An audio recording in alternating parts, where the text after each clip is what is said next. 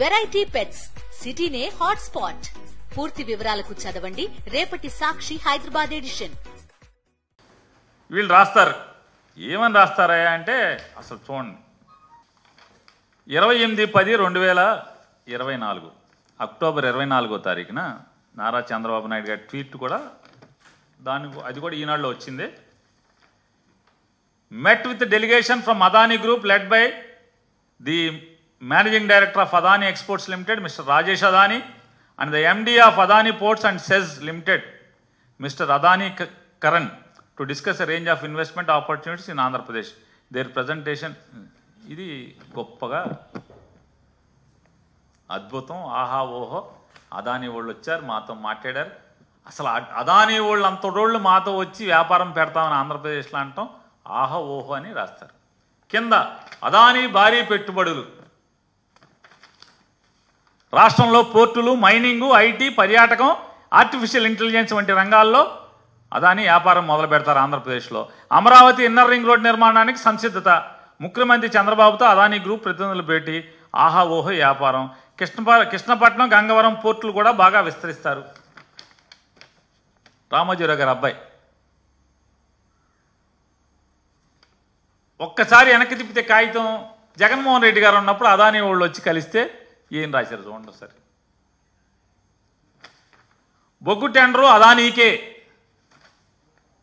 అదానీ కోసం అడ్డగోలుగా ఎడ్డింగ్లు. అదానీ అయితే ఓకే, మరి ఇక్కడ ఎవడో బాబాయ్, ఈ బాబాయ్ ఎవడో? జగన్ గారు ఉన్నప్పుడైతేనేమో మీకు చేదు, విషం చిమ్ముతారు. అదే అదానీ వాళ్ళు ఇప్పుడు వస్తే ఆహా ఓహో. ఇంకోటి ఏదో ఉంది, లోకేష్ గారు ఈ బాబాయిలు అందరూ కలిశారు. వీళ్ళందరూ ఏంటిది, దీని అద్భుతం అని రాశారు. ఇది ఎప్పుడుది? ఇది 2014 డేటా సెంటర్, 2014-19 మధ్యలో డేటా సెంటర్. మళ్ళీ కొత్తది డేటా ఏపీకే, అదే అదానీ. వీళ్ళు రాస్తారు, అదానీ సంస్థల చైర్మన్ గౌతమ్ అదానీతో ఐటీ ఎలక్ట్రానిక్స్ శాఖల మంత్రి లోకేష్ ఏపీలో పెట్టుబడులు కట్టుబడ్డాం. కొంచెం కూడా సిగ్గుపడరు. అరే అప్పుడు అలా రాశామే, ఇప్పుడు ఇలా రాయిచ్చా, రాస్తే ఏమని అనుకుంటారేమని. ఎవడేమనుకుంటే నాకేంటి, సిగ్గిడి చేశాం. విశాఖలో క్లౌడ్ సిటీ. అదే జగన్మోహన్ రెడ్డి గారు ఉంటే అదానీకి 60 ఎకరాలు.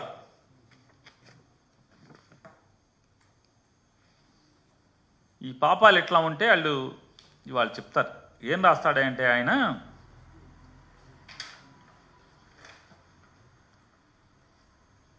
జగన్మోహన్ రెడ్డి గారు ఏది ఈనాడు పేపర్ ఇదా,